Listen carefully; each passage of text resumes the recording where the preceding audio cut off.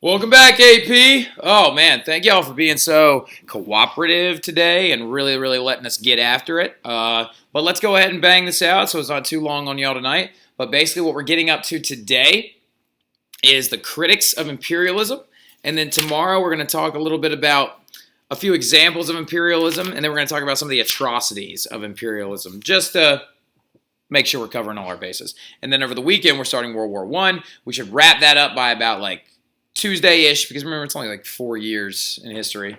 Well, also including the Russian Revolution.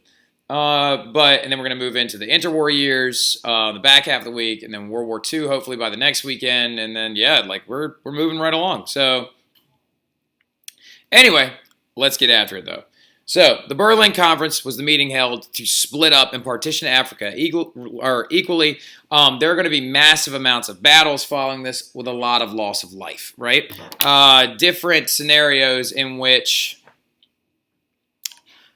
modern European armies are going to decimate tribal armies, some even like bringing sticks and wooden shields to battle. Also, though, a couple of other instances in which some Muslim armies from Northern Africa actually would fight off some of the British military. However, the Navy is going to be one of the big reasons why they're able to actually confront, take over, and work past a lot of these militaries. So, the reaches into Asia is another big part of the new imperialism. Because new imperialism, we just talked about Africa first. And then the reaches into Asia include the great powers of England, France, Dutch, the United States, and Russia. They're going to be pushing into Malaysia and the Pacific, smaller islands in the Pacific, like Java. And then the Philippines and Guam, next to this, you can put United States. They're going to push into those areas and take it away from the Spanish and set up naval bases and military fortresses there. And then even into the Middle East and some mountainous areas of the Middle East, including areas like Afghanistan, the Caucasus, and a lot of the other stands in general. Kazakhstan and Uzbekistan, Russians are actually going to move mostly into this area. But they're mainly doing it just to expand their political dominance. New imperialism is much less about the economy, much more about political authority. Who's going to end up with more land by the end of it? So by the end of new imperialism, almost the entire world was owned in one way or another by a European power, whether it be economically owned or physically owned. So causes of new imperialism include four big causational issues: economic, political, military, social. Okay? Economically, the cause of the new imperialism was mainly the tariff battles, right? So remember when we talked about how raising high tariffs on foreign goods is going to lead to a lot of international name calling, and it's going to lead to a lot of really tense situations leading into World War I. Also, industrial economies and private industry. Industrial economics in conjunction with the tariff battles, due to the fact that a lot of these European countries are seeking out areas for raw materials that can be brought back to them since they're in their empire and processed without the use of tariffs or buying raw goods from other countries. Private industry is another big one because many privatized industries are going to go into different areas and actually usurp them, take them over, and move forward in with different economic powers, like shipping companies, for example. Shipping companies were a very big part of the privatized industry that was very active in areas of northern and western Africa. Now, politically speaking, a cause of new imperialism is the dominance over other countries, the more land-holding race. Okay, we just talked about that about 2 seconds ago. The military cause of new imperialism is increased holdings for naval bases and bases in general. This actually gives you a better infrastructure and easier response to war or crisis, which is going to lead to more established weaponry, right?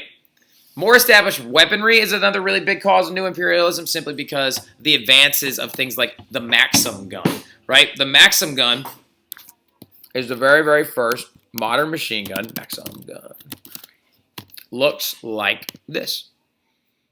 Invented by Hiram Maxim, right? So this is going to be a big tool in taking over areas like Africa because they would simply mow down the competition and any of their holdings and any of their different interactions with one another. Now, social Darwinism is another really big one. The ideas of Darwinism and the superiority of the European races, okay, including the old phrase by Rudyard Kipling, the white man's burden, right? Now, the white man's burden is the idea that Europeans could and should actually civilize more primitive non-white peoples and that the imperialism would eventually provide non-whites with modern achievements and higher values of economics, education, and a better life. Now, this is something that they usually hid behind, okay? Because of many revisionist historians claim that social Darwinism was actually a crutch to justify different things, but not actually rational nor feasible. Social Darwinism can be brought down on the sides of many arguments as well. For example, and the Nazis could have pulled down the ideas of social Darwinism. Rudyard Kipling, though, the guy that wrote the poem White Man's Burden, actually, it goes like this. Take up the white man's burden. Send forth the best ye breed. Go bind your sons to exile to serve your captives' need.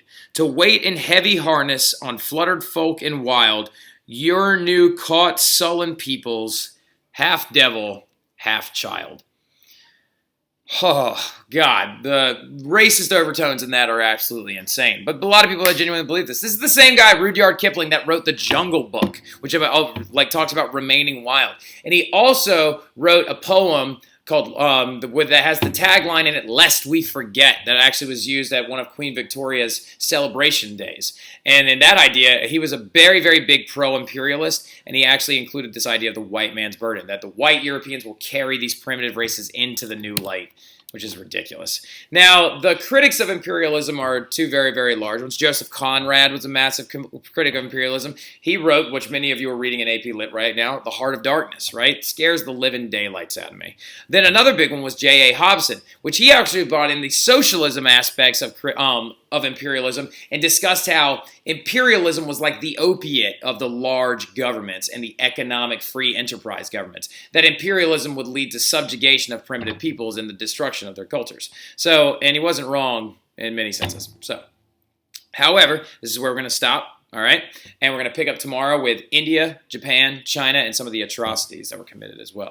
Talk about the Meiji Restoration. Going to talk a little bit about the Boxer Rebellion if we can get to it. Going to talk a little bit about the new social standards in India under the British. But we're going to stop right there. Oh, and the Sepoy Mutiny. Oh, good stuff. All right, anyway, we're going to stop right there, and then we're going to get after it tomorrow, and we're going to get into World War I over the weekend, and we should be middle of the World War I by about, let me think, be midway through World War I, probably by the end of the weekend. So, see you then. Y'all have a great evening, all right?